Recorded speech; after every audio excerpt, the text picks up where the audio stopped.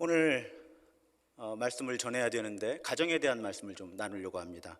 오래전에 본, 지금은 예능 프로그램이라고 분류를 하지만 과거에는 오락 프로그램이라고 불렀던 한 프로그램의 실제 장면이에요. 그 프로그램은 어떤 프로그램이었는가 하면 그 대목은 할아버지와 할머니가 게임을 하는 건데, 부부가 할아버지가 설명을 하는 거예요. 이렇게 단어가 뜨면 그 단어를 이렇게 설명을 하면 이제 할머니가 맞추는 거예요, 그 단어를. 자, 그 게임 가운데 할아버지가 이제 문제가 뜨는 모니터를 딱 보시니까 천생연분이라고 하는 단어가 뜬 거예요. 천생연분. 우리 어린이들 천생연분이라 하면 하늘이 맺어준 아주 깊은 인연, 아주 끈끈한, 끊을 수 없는 인연, 관계, 이런 뜻이에요. 자, 이 할아버지가 설명을 해야 되잖아요. 그러니까 천생연분을 설명할 때 어떻게 설명을 했냐면, 여보, 우리 같은 사이를 뭐라고 하지? 이렇게 질문을 한 거예요. 우리 사이를 뭐라고 하지? 이제 오랫동안 부부로 살아오셨으니까. 그러니까 이 할아버지는 그렇게 설명을 하면서 천생연분이라고 하는 답변을 기대를 했던 거죠. 그런데 할머니가 이렇게 외칩니다. 왼수! 자, 그러니까 이 할아버지가 당황한 거예요. 그래서 아니, 네 글자. 그랬더니 할머니가 당당하게 외치십니다. 평생 왼수. 제가 그 장면이 잊혀지지가 않아요, 평생. 여러분, 사실은 어느 부부나 결혼 예를 갖출 때는 다 천생연분을 고백하면서 평생 살기 원하는데 그것이 쉽지 않습니다. 부모 자녀 사이도 사실 어렵죠. 모든 부모들이 자녀를 낳을 때는 다 신뢰하고 사랑하면서 평생 끈끈한 가족으로 그렇게 살아가기 원하는데, 살아가다 보면 그것이 쉽지 않습니다. 저도 오랫동안 청소년들, 청년들과 함께 교회에서 목회해 오면서 의외로 많은 청소년, 청년들이 엄마 아빠를 너무너무 사랑하는데 엄마 아빠에게 받은 사랑이 너무 큰데 반대로 또 엄마 아빠로부터 받은 상처가 또 너무 크고 깊어서 그것 때문에 힘겨워하는 청소년, 청년들 제가 많이 만나왔거든요. 가족이라고 하는 그 관계, 하늘이 맺어준 관계인데, 그런데 그 관계를 우리가 아름답게 가꾸고 지켜나가는 것이 어렵습니다. 설교자 입장에서는요, 또 한 10년 전까지는요, 이렇게 설교를 하면 그냥 이렇게 설교를 듣는 사람들의 가정을 굉장히 단순하게 생각했었습니다. 엄마, 아빠, 아들, 딸, 혹은 할머니, 할아버지. 그런데 사실은 지금 이 시점에서 가정에 대해 설교하는 저에게 지금 이 설교를 듣는 여러분들의 가정 유형은 매우 다양합니다. 혼자 살아가시는 어르신이 계신가 하면 사실은 요즘엔 독거청년이라는 말도 있잖아요. 혼자 살아가는 청년들, 젊은이도 많아요. 또 가족 간에 헤어지는 아픔을 겪기도 하고, 또 왕래를 하지 않는 그런 가정들도 있고요. 가정의 유형 역시 참 다양합니다. 그러다 보니 가정에 대한 설교를 하는 것이 설교자에게는 매우 큰 부담이에요. 게다가 제가 너무너무 찔리잖아요, 가정 얘기를 하면. 설교자들에게도 너무 자기 자신에게 찔리는 말씀이어서 그래서 제가 5월 첫 주 한 번만 하는 거예요. 그런데 그래도 우리 성경을 통해서 이렇게 세부적인 행동 지침보다는 성경이 가족들로 하여금 서로를 어떻게 대하라고 하시는지 그 큰 원리를 좀 오늘 살펴보려고 합니다. 자, 오늘 본문, 남편과 아내 또 부모와 자녀라는 기본적인 가정 구성원들이 서로를 어떻게 대해야 하는가를 기록하고 있는 본문이에요. 그런데 제가 늘 말씀드리잖아요, 맥락이 중요해요. 이 가르침이 어떤 말씀을 전달하는 흐름 속에 놓여 있는가, 그렇게 볼 때 오늘 골로새서 말씀은 우리가 예수를 주님이라고 고백한다면, 예수를 그리스도라고 고백한다면 어떤 사람이 되어야 하는가를 가르쳐주는 그런 맥락 속에서 오늘 가족에 대한 가르침, 가정에 대한 가르침이 위치하고 있다는 것입니다. 그래서 오늘 본문 바로 앞부분에 가르침의 핵심 되는 본문이 9절과 10절이에요. 세 번역으로 보면요, 여기서 여러분은 예수를 그리스도로 고백하는 사람들, 예수를 주님으로 고백하는 사람들, 그러니까 우리들이죠. 우리들은 어떤 사람들이냐? 옛사람을 벗어버리고 새 사람을 입은 사람들이다. 아주 근본적인 변화를 경험하는 사람들이라는 뜻이에요. 그리고 이런 사람들은 창조하신 분, 그러니까 하나님의 형상을 따라서 끊임없이 새로워지는 사람들이다. 진정한 지식, 진정한 지혜를 얻을 때까지 하나님과 닮아가는 사람들이다라고 우리가 어떤 사람인지를 규정해 주는 거예요. 그런데 그런 사람들은 하나님과의 관계만 새로워지는 것이 아니라 인간관계가 새로워져야 된다는 거예요. 그리고 인간관계가 새로워져야 되는데 그 인간관계가 새로워지는 것이 가족들을 어떻게 대하느냐에서 출발한다는 거예요. 그러니까 우리가 예수를 그리스도로 주님으로 고백했다, 구원을 받았다, 영생을 얻었다 한다면 그 변화가 가정에서 가장 먼저 나타나야 된다는 거죠. 그런 맥락에서 오늘 말씀이 주어진 거예요. 여러분, 사실은 내가 거듭났는지 또 영적으로 성장하고 성숙하고 있는지는 내가 증언하는 것이 아니고요, 또 일주일에 한 번씩 이렇게 먼 거리에서 바라보는 관계가 대부분인 담임 목사가 결정하는 게 아니고요, 사실은 가까운 사람들이 판단해 주는 겁니다. 특히 가족들이 판단해 주는 거예요. 다른 사람들에게 물어야 사실은 소용없습니다. 내가 거듭난 그리스도인이라면, 또 내가 작년보다 올해 더 성숙한, 더 나은 크리스찬이 되었다면 그건 나와 함께 사는 사람들, 가까이 있는 가족들을 통해서 그 평가를 받을 수 있어야 진짜라는 거예요. 얼굴들이 무거워지시죠? 저는 오죽하겠어요. 여러분, 왜 이 부분을 중요하게 말씀드리냐면요, 저는 사실 교회에서 성장하고 전도사 목사의 과정을 겪으면서 가정을 우선순위에 아래에 두도록 교육을 받았어요. 사실은 결혼하고도 꽤 오랜 시간 동안 아내에게는 남편의 자리가 그다지 크지 않았습니다. 우리 아이가 청소년기가 될 때까지 아빠의 자리는 그렇게 튼튼하지를 못했어요. 왜? 아빠는 늘 교회에 있었고 교회에 일을 하는 사람이었어요.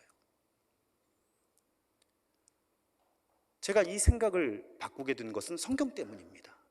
성경은 우리가 정말 예수를 그리스도로 주님으로 고백하고 거듭난다면, 영원한 생명을 얻는다면, 구원의 길을 걷는다면 우리가 다른 사람들과의 관계가 새로워져야 하는데, 그것으로 우리가 어떤 사람인지가 증명이 되어야 하는데, 그 일은 바로 가정에서, 가족들과의 관계 가운데서 출발한다 라는 명백한 가르침을 주고 계시다는 거죠. 그럴 때 여러분, 오늘 본문을 처음에 읽으면 특히 여기 여성분들 너무 남성 중심적이고 가부장적이다 이렇게 이해하실 수가 있어요. 남성에 대한, 남편에 대한 아내의 어떤 복종 이런 단어가. 근데 여러분, 이 성경이 주어진 2000년 전에 로마 제국의 지배를 받던 팔레스타인 땅의 입장에서 이 본문을 해석하는 것이 사실은 먼저 필요하다는 말씀이에요. 이 시대가 어떤 시대였죠? 여성과 어린이는 사람이 아니었던 시대예요. 인권이라는 것은 남자 어른에게만 적용되던 시대라고 해도 과언이 아닙니다. 심지어는 정말인지 모르겠는데요, 오늘 설교를 준비하면서 어떤 주석을 보니까 부모가 자기 아이를 죽이는 것이 죄가 되지 않았던 시대라는 거예요. 부모의 소유기 때문에, 사람이 아니라 아이가. 여성의 인권 역시 마찬가지였고요. 그런데 오늘 본문이 근본적으로 이 시대 상황에서 개혁적인 것은요, 가르침이 아내와 아이들에게만 주어지는 게 아니라 남편과 부모에게도 주어진다는 것, 그 자체가 이 시대에서는 특별한 가르침이라는 거예요. 그러니까 이 본문을 처음 듣는 초대교회 교인들은요, 아내나 어린이들, 자녀들 입장에서는 이 가르침이 특별한 게 아니에요. 왜? 아내는 당연히 남편한테 복종해야 되고요, 자녀는 당연히 부모한테 복종해야 되는 시대였던 거예요. 그러니까 오늘 본문은 아내들과 어린 자녀들에게는 그다지 특별한 가르침이 아니라는 거예요. 오히려 남편과 아빠, 부모들에게는 파격적인 가르침이라는 거죠. 뭐? 나보고 아내를 사랑하라고? 뭐? 아이를 화나게 하지 말라고? 어떻게 그렇게 살아? 오히려 이 본문은 그렇게 여자와 아이들에게는 너무나 당연한 가르침이었지만 남편과 부모들에게는 아주 파격적인, 충격적인 가르침으로 다가왔을 거라는 거죠. 많은 성서학자들은 우리가 그 부분을 주목하도록 우리를 안내합니다. 그러니까 오늘 본문을 읽으면서 초대교회 교인들은요, 아내와 아이들은 그냥 하던 대로 하라는 거예요. 그런데 남편, 아빠, 오늘날의 관점에서는 엄마까지, 그러니까 남편과 부모는 하던 대로 하면 안 된다는 거예요. 예수를 주님으로, 그리스도로 고백한 사람들은 당시 문화에 따라서 하던 대로 하면 안 되고, 아내를 존중해야 되고, 아이들을 화나게 해서는 안 되는 거예요. 오히려 이 본문은 남성들에게, 남편들에게, 부모들에게 훨씬 더 공격적인 가르침으로 다가온 그런 본문이라는 말씀이죠. 게다가 오늘 본문에 보면 구체적으로 어떤 가르침을 주는가 하면, 남편이 아내를 괴롭혀서는 안 된다. 또 아버지가, 하지만 오늘날의 관점에서는 부모가 자녀를 노엽게 해서는 안 된다. 그러니까 오늘날의 우리의 언어로 바꿔보면 이렇게 번역하는 게 적절할 것 같아요. 가족끼리 상처를 주어서는 안 된다. 물리적인 것뿐만 아니라 언어적인 거, 말로써도 가족들이 서로 상처를 주어서는 안 된다고 하는 높은 수준의 윤리적인 가르침을 이 골로새서, 또 에베소서는 초대교회 교인들에게 주고 있다는 것입니다. 이런 관점으로 성경을 읽을 때 제가 가끔 인용하는 본문이죠. 베드로전서 3장 7절을 보면요, 표준 세번역으로 읽어드릴게요. 남편 된 사람들, 아내가 자기보다 연약한 여성이라는 것을 잘 이해하고, 이것은 여러분 여성이 열등하다는 것이 아니라 여성의 연약한 육체적인 측면들을 보호해줘야 된다는 측면이죠.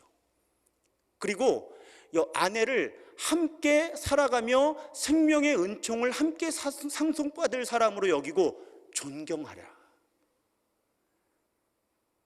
남편들 보고 아내를 존경하라는 거예요. 그런데 그 마지막 문장이 저에게는 처음 이 말씀을 접할 때 가슴에 꽂히더라고요. 그래야 여러분의 기도 생활이 끊어지지 않을 것입니다. 무슨 뜻이에요? 아무리 교회에서 장로, 목사가 되고 믿음이 좋은 사람인 것처럼 보여도 가정에서 아내를 존중하고 존경하지 않으면 하나님과의 관계도 없다는 거예요. 제 말씀이 아니고요, 하나님의 말씀이에요. 기도가 끊어진다잖아요. 남편이 아내를 존경하고 배려하지 않으면 기도가 끊어진다는 거예요. 성경에 이런 말씀이 있어요. 물론 오늘날의 관점에서는 여성들에게도 동일하게 적용된다고 할 수 있죠. 아내가 남편을 존중하고 존경하지 않으면 아무리 믿음이 좋은 것처럼 보이지만 사실은 그렇지 않은 거예요. 기도가 끊어진다니까요. 하나님과의 소통이 단절된다는 거예요. 성경은 이렇게 높은 수준으로 하나님과의 관계가 인간관계와 연결되어 있고, 특히 가까운 가족들과의 관계가 어떠냐 하는 것이 우리와 하나님과의 사이를 직접적으로 증명해 준다고 이렇게 우리에게 일깨워 주시는 거죠. 오늘 본문하고 거의 똑같은 내용을 언급하고 있는 성경이 에베소서 5장이에요. 거기도 역시 남편이 아내를, 또 부모가 자녀를 어떻게 대해야 하는가 하는 그 가르침이 주어지는데, 그 가르침이 주어지기 직전에 큰 원칙을 제시해 줍니다. 그 원칙이 무엇인가 하면 에베소서 5장 21절에 그리스도를 경외함으로 피차 복종하라. 여러분, 그리스도 안에서 거듭난 사람들은 인간관계가 근본적으로 변해야 되는데, 어떻게 변하는 거냐면 이제 피차가 되는 거예요. 높고 낮음이 없어지는 겁니다.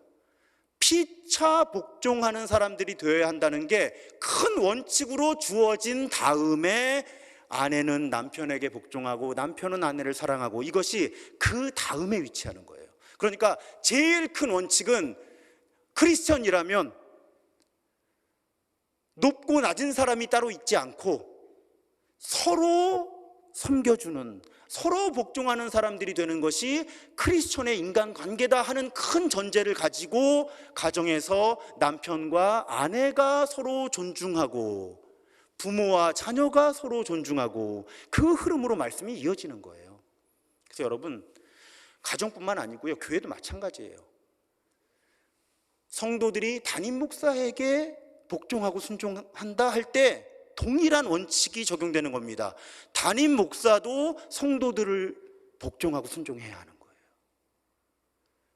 그래서 제가 혼자 결정 안 하잖아요. 심지어는 기획위원회에 위임된 권한이긴 하지만 이걸 더 확대해서 모이자. 임원들 전체가 모이거나 전교인이 모이면 더 좋은데, 문제는 더 넓게 모이면 말씀들을 못 하시더라고요. 그래서 가장 많이 모이면서 효율적인 회의가 뭘까 고민하다가 아까 확대기획위원회라는 이름을 붙여서 부장님들과 속장님들을 포함을 시킨 거예요. 왜? 우리가 거듭난 그리스도인이라면 서로 복종해야 되기 때문에, 여러분은 담임 목사를 존중하고 순종하시려고 애를 쓰시잖아요. 저는 성도들에게 순종하고 성도들을 섬겨야 되는 책임이 있는 거예요. 왜? 그것이 하나님이 우리에게 주신 계명이에요. 피차 복종해라. 피차 복종해라. 그것이 우리의 인간관계를 규정하는, 그래서 오늘 설교의 제목이 서로 복종하는 사람들이라는 거예요. 그런데 그 첫 번째 자리가 바로 가정이다. 가족끼리 서로 복종하는 사람들이 될 때 우리는 비로소 우리의 영적인 여정 가운데 진정한 그리스도인의 인간관계를 가꾸어 갈 수 있다라는 그런 말씀입니다. 이런 변화를 이룬 분이 예수님이잖아요. 여러분, 하나님은요 강압적이지 않으셨어요. 우리 매일기도회 설교를 계속 들어오신 분들 성경에서 보셨잖아요. 하나님이 너네들 내 백성 해, 그러니까 이제 순종해, 이러시지 않았어요. 하나님은 대목마다 물으셨습니다. 너희들이 내 백성이 되겠니? 그때 그 백성들은 그러겠다고 했어요.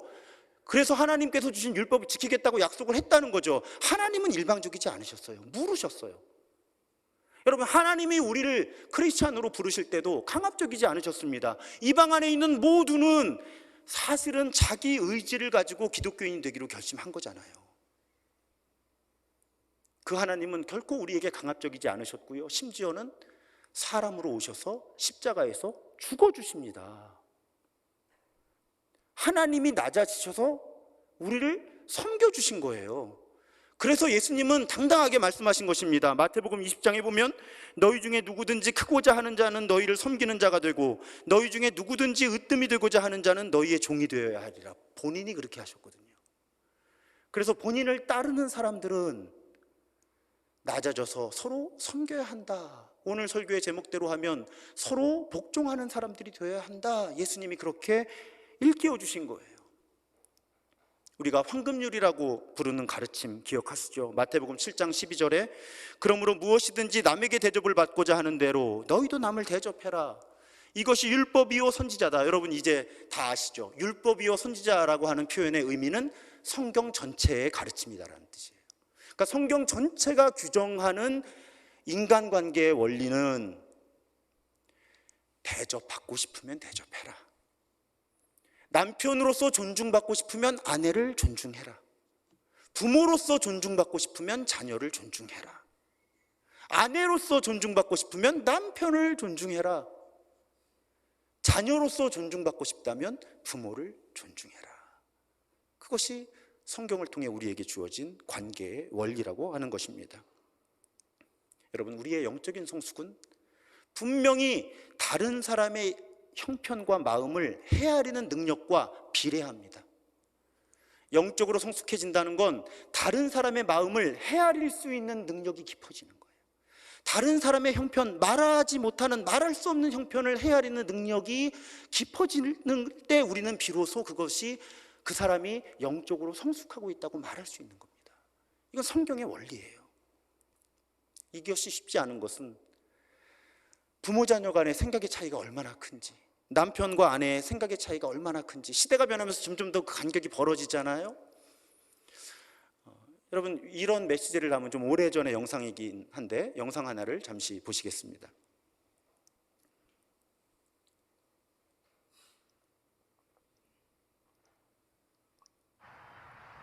아이들은 자신의 꿈에 대해 어떤 생각을 갖고 있을까요? 한 고등학교를 찾아가 청소년의 꿈을 스케치하다라는 주제로 의식조사 프로그램을 촬영하기로 했습니다. 안녕하세요. 오늘 얘기할 거에 대해서 조금 학생들이 생각하는 꿈은 과연 무엇일까요? 질문지를 갖고 왔어요. 죽기 전에 꼭 해보고 싶은 당신의 꿈은 무엇인가요? 이게 버킷리스트라고 하죠, 요즘에.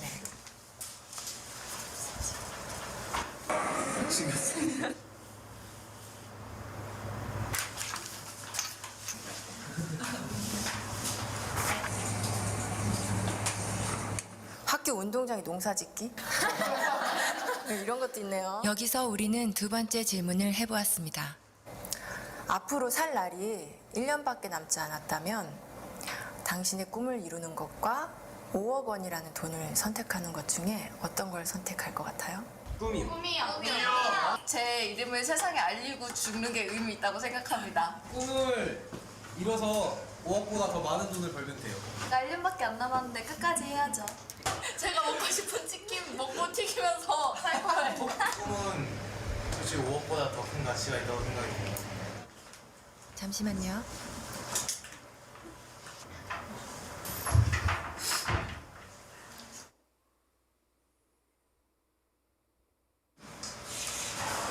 우리 온 가족이 함께 모여서 내 식구도 건강한 데서 좀 해보고 싶고 하고 싶은 게 너무너무 많죠. 아들이랑 둘이서 배낭여행 한번 가고 싶어요. 집 투어? 아들이랑? 저희 고향 양평으로 데려가서 그릴같이 멋있는 집을 짓고 사랑하는 가족과 함께 행복하게 사는 게 제 꿈입니다. 조그만 극장이라도 하나 해줬으면 성진이가 하고 싶어 하는 거니까. 많은 추억이나 또 집사람한테 그동안 못 해준 거 그런 것만 생각나더라고요. 가족과 함께 여행을 하는 게 제 꿈입니다. 근데 할 수만 있으면 진짜 같이 한번 성진이 데리고 여행을 좀 해보고 싶습니다. 그 속에 친구들랑 만나보고 싶어요.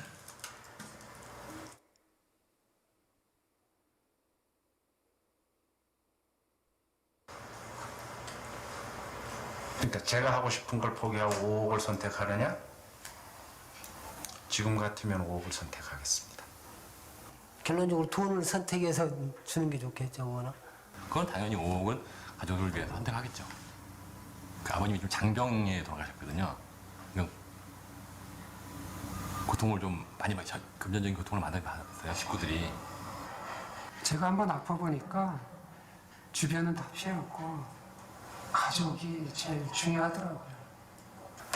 제가 앞으로 한번 일을 더 한다고 해서 현실적으로 5억을 벌어놓고 성진이한테 기여를 하고 간다는 보장이 있겠습니까?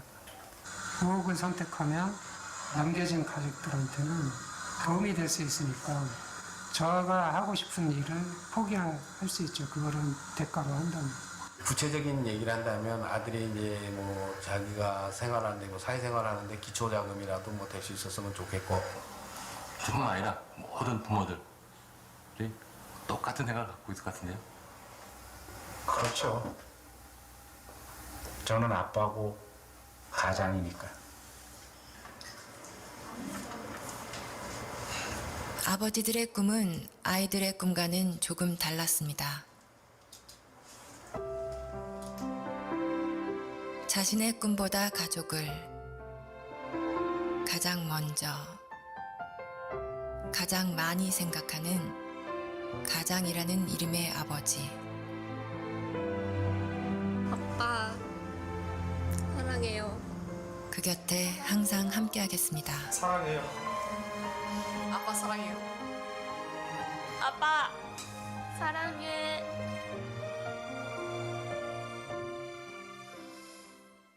자, 우리 청소년들에게 물었죠. 꿈 또 5억인가 1년의 시간인가 할 때 우리 청소년들은 자신의 이야기를 합니다.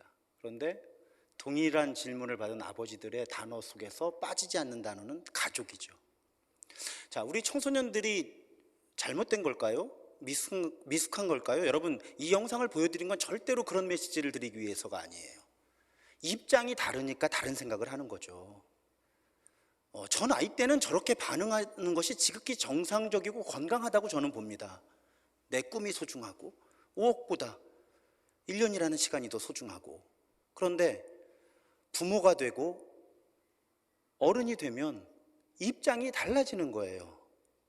그러니까 가족을 생각하게 되고 심지어는 5억이 내 1년 내 삶보다 더 중요하다. 왜? 가족들을 뒷받침해야 하니까. 이건 입장이 다르기 때문이에요. 성숙함의 차이가 아닙니다. 많은 가정들이 이 부분 때문에 어려워요. 제가 청소년 청년들 오래 사역하면서 한 가지 깨달은 게 있어요. 저와 함께하는 청소년 청년들이요, 엄마 아빠를 너무 사랑하는 거예요. 그런데 엄마 아빠를 사랑하는데 그걸 어떻게 표현해야 할지를 몰라요. 그것 때문에 힘들어하는 청소년 청년들을 많이 봤어요. 특히 사춘기를 지나면서 나는 엄마 아빠를 사랑해. 그런데 엄마 아빠가 뭔가 말을 하면 본인이 친절하게 대답하지를 못하는 거예요. 그리고 괴로워하는 청소년들이 많거든요. 여러분, 남편과 아내 사이는 어떤가요? 제가 아내와 결혼한 지 20년이 좀 지났어요. 지난 주간에도요, 말다툼을 해요. 그런데 너무 기가 막힌 건 연애할 때 싸우던 그 주제를 가지고 지금 20년이 지났는데 똑같이 말다툼을 하고 있는 거예요. 제가 얼마나 한심해 보이는지 몰라요. 그 부부 사이가 그렇더라고요. 저 혼자 그날 그런 생각을 했어요. 참 못났다. 20년 지났으면 네가 포기해야지. 왜 여전히 똑같은 이슈를 가지고 아내와 말다툼을 하고 있는가? 왜요? 우린 다 누가 성숙하고 미성숙하고 잘나고 못나서가 아니라 입장이 다르기 때문인 거죠. 남편과 아내의 입장이 다르고 부모와 자녀의 입장이 다르니까 다른 거예요. 틀린 게 아닌데 이것을 받아들이지 못하니까 가정들마다 힘겨워하고 괴로워하는 일들이 많이 일어나는 거죠. 그래서 여러분, 가족끼리 서로 더 많은 이야기를 나눠야 되죠. 깊이 있는 이야기를 나눠야 되는 거예요. 또 한 가지는 서로의 다름을 자꾸 이해하려고 애를 써야 되는 거죠. 거기에 도움이 되는 예를 하나 들어드리려고 해요. 마지막으로 미국의 게리 체프먼이라는 분이 쓴 5가지 사랑의 언어라는 책이 있습니다. 이 책이 1992년에 처음 나올 때는 남편과 아내를 중심으로 혹은 연인을 중심으로 기록이 된 책인데 지금 1992년이니까 꽤 오랜 시간이 흘렀는데 지금은 다양한 관계를 중심으로 한 책이 만들어져서 전 세계의 스테디셀러가 되고 있어요. 이 책의 주장은 사람에게는 5가지 다른 언어가 있다는 거예요. 사랑을 느끼고 표현하는, 인정하는 말, 함께하는 시간, 선물, 봉사, 스킨십, 이렇게 5가지 사랑의 언어가 있는데 첫 번째 사랑의 언어가 사람마다 다르다는 거예요. 뭐 어쩔 수 없죠. 뭐 저희 부부를 예로 들어 설명하면 저희 부부, 뭐 저와 아내를 예를 들면 아내의 입장에서는요, 사랑의 언어 중에 선물이 바닥이에요. 그러니까 무슨 뜻인가 하면 저는 아내에게 뭘 선물해서는 아내가 사랑받고 있다는 느낌을 주기가 어렵다는 거예요. 어지간해서는. 그러면 아내의 사랑의 언어의 첫 번째는 뭔가 하면 인정하는 말이에요. 또 함께하는 시간이에요. 이거 2가지가 우리 아내에겐 중요해요. 그러니까 제가 아내와 함께하지 시간을 같이 보내지 못하거나 혹은 이 언어 폭력을 행하면서 아무리 좋은 선물을 해도 아내는 사랑받고 있다는 느낌을 받지 못한다는 거죠. 이걸 이해를 못하는 부부들이 많은 거예요. 그래서 실제로 제가 부부 카운슬링 이렇게 해보면 아내는 남편을 사랑했다고 해요. 표현했다고 해요. 또는 남편은 아내를 사랑했고 표현했다고 해요. 그런데 그 언어가 달랐던 거예요. 그러니까 서로 사랑받고 있다는 느낌을 받지 못했던 거죠. 이건 부모와 자녀 사이에도 존재할 수 있는 차이라는 거예요. 저희 가정은 선물이 없어요. 생일 선물, 결혼 기념일 이런 거 선물 없습니다. 그냥 밥 한 끼 먹으면 되고요. 다만 아내는 제 계좌와 연결된 카드를 가지고 있어서 남편이 선물한다 생각하고 뭘 사면 그게 남편 선물이에요. 저도 뭐 사고 싶은 게 있을 때 아내한테 내가 이게 필요한 거 있는데 사도 될까 하고 그렇게 얘기하고 사면 아내가 선물한 것 같아요. 우리 부부는 다 사랑의 언어 가운데 선물은 바닥 중에 바닥이거든요. 이런 부분들이 부부됨 또 부모와 자녀의 관계에 있어서 아주 중요하다는 거죠. 내 방식대로 사랑하는 게 의미 있는 게 아니라 상대방이 사랑이라고 느낄 수 있는 방식으로 사랑을 해야 그 사랑이 성숙한 사랑이라는 거예요. 제가 교인들하고 해보고 싶은 게 정말 많아요. 뭐 요즘에 또 MBTI가 유행이더라고요. 저 MBTI 그 검사하는 자격이 있거든요.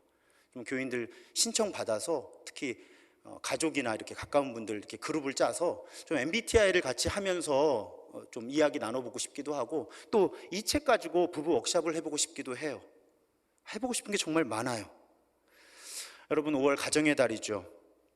어떤 분들에게는 참 아프고 슬픈 달일 거예요. 그래서 사실은 설교하기 어려운 부분 중에 하나가 그거죠. 제가 여러분들 얼굴 뵈면 그 가정의 아픔을 아는데 이렇게 가정에 대한 말씀 전할 때 참 어려운 건 사실이에요. 하지만 성경은 우리가 그리스도인이라면 분명히 그리스도인으로서의 정체성이 다른 사람들과의 관계 안으로 스며들어야 하는데 가족부터 그 변화는 시도되어야 하고 이루어져야 한다. 가족만이 아니고요. 오해하지 마세요. 가족만이 아니라 가족부터 시작해서 확장되어 가야 한다. 그것이 성경의 가르침입니다. 이 자리에 계신 우리 어린이들은 괜찮을까요? 청소년, 청년들 부탁드리면 엄마 아빠도 초보 엄마 아빠 많거든요. 제가 우리 아들 15살에 저하고 힘들 때 제가 페이스북에 그런 글을 썼어요. 아들아, 너도 15살이 처음이라서 힘들겠지만 아빠도 15살 아들을 둔 건 처음이야 지금. 여러분 사실은 가족들은요 어떤 의미에서는 다 초보거든요. 그러니까 초보끼리 서로 배려해줘야 돼요. 그러니까 이 오늘 현장에 또 온라인으로 참여하는 분들 가운데 자녀분들은 그냥 부모님 뭐 하자고 하면 마지못해서라도 같이 하세요. 가족됨을 지켜가야 돼요. 가족됨의 아름다움을 갖고 가야 돼요. 그래야 지금 이렇게 급변하는 세상 속에 우리가 살아요. 가족이 마지막이에요. 가족이 마지막이에요. 그래서 특별히 우리 어린이 청소년 청년들한테 부탁드리는 거예요. 엄마 아빠 이해 잘 안 가죠? 그래도 뭐 하자 그러면 좀 같이 해드려요. 목사님은 그거 잘 못해가지고 지금 되게 속상하고 후회하거든요. 또 부모님들도 오늘 말씀처럼 자꾸 입장을 바꿔서 그 아이, 그 청소년 자녀, 그 청년 자녀의 입장에서 사랑한다는 것이 무엇인지, 내 사랑의 언어가 아니라 상대방의 사랑의 언어가 무엇인지 계속 찾아보셨으면 좋겠어요. 그렇게 우리 삶을 통해 하나님의 나라가 이루어진다면 가정부터여야 해요. 그게 진짜예요. 그렇게 우리가 가정에 하나님의 나라를 이뤄가는 우리 모두가 되었으면 좋겠고요. 다시 한번 가정의 달이 오히려 아프고 슬픈 시간이신 모든 분들의 마음을 우리 하나님께서 위로하시고 또 우리 교회가 하나의 또 확장된 가족으로서 서로 그런 아픔과 슬픔 가지신 분들 가족처럼 보듬어 줄 수 있는 또 그런 교회가 더욱 되기를 주님의 이름으로 부탁드리고 축복합니다.